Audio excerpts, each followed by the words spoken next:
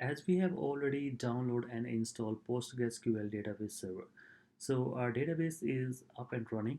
So now we need a way to connect to it. So we can connect to our database by three different ways. The very first way that we can connect to our database is by a GUI client. And this GUI client is an application which makes it easy the way you connect to the database.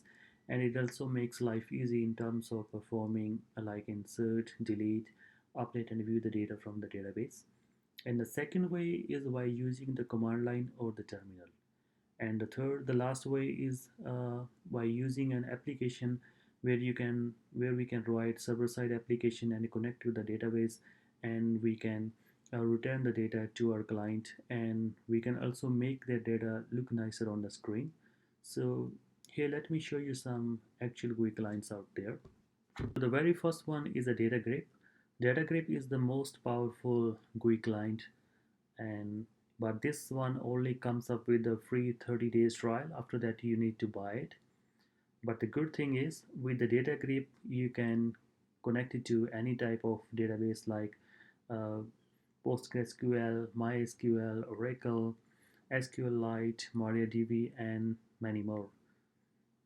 And the screen, it also very nicer. Everything is organized and managed in folders.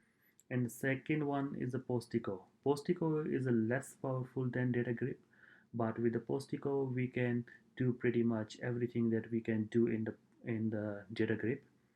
And this one is only for the Mac users.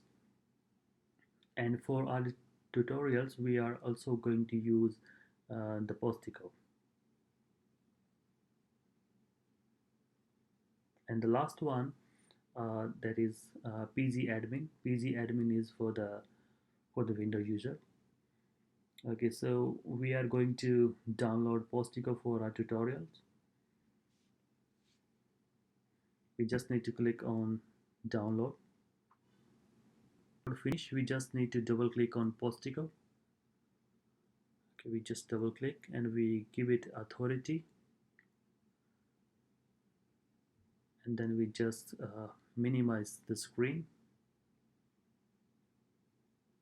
So first time we need to connect it to Postgres.app. So to need just we need to click on the connect, and it come up with the Postgres app.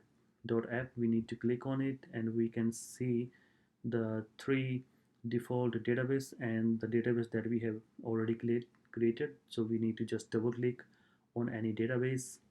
Comes up with the table. We just double click on the table, and here we can see the content of the table. And if we need to change anything with the structure, we just click on the structure. Here we can add or delete new columns, or we can change the column.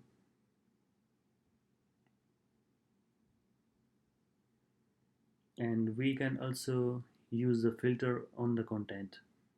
So the filter on any column,